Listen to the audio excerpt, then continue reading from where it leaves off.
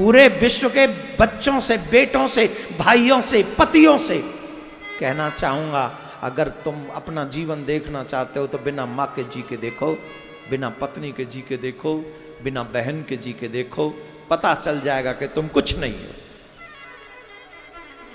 ये माओ के दिन, शक्ति के दिन है।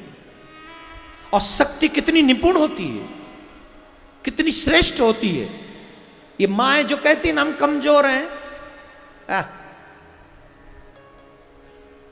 मां अगर कमजोर होती तो इतने फौलादी औलाद को पैदा कैसे कर देती।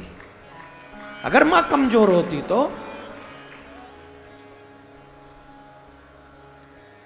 500 बिच्छू डंक मारे, जितना दर्द होता है संतान को जन्म देने में, और वो दर्द सहले, मौत से लड़ जाए, काल के मुंह पे थप्पड़ मार दे और बच्चे को जन्म दे दे, उस मां को आप कमजोर कहेंगे? वो कमजोर है? उसे कमजोर कहने वाला कमजोर है। उसने मां की सत्ता को समझा ही नहीं, वो शक्ति की पावर को नहीं समझ पाया।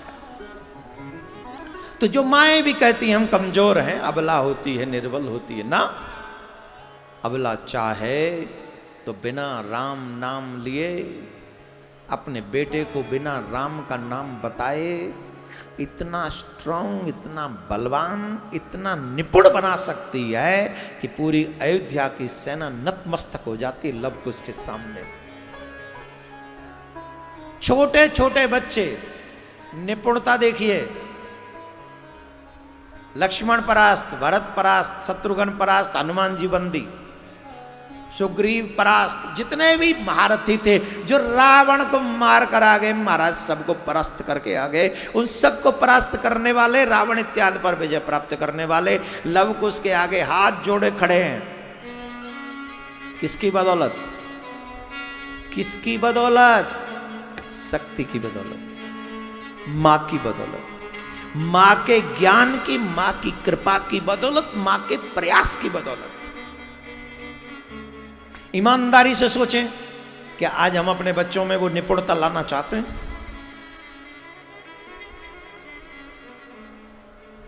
क्या आज किसी सीता के घर में लव कुश है? जवाब दीजिए।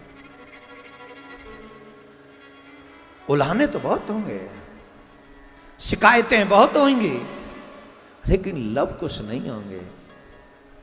क्यों नहीं होंगे? क्योंकि हमने रामायण पढ़ी ही नहीं। हमने तो रामायण को इतना ही समझा, ऐसा हुआ, ऐसा हुआ, ऐसा हुआ। अरे गूढ़ रहस्य को जानो,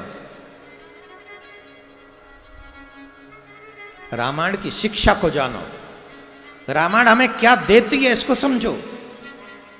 मां सीता लव कुश जैसे सुपात्र देती है, बलवान योद्धा पुत्र देती है, और राम से कहती है आके देखो इनको, तुम्हारे ही बच्चे, तुम्हारे बिना पाले, आओ इनसे लड़ो, देखो इनको।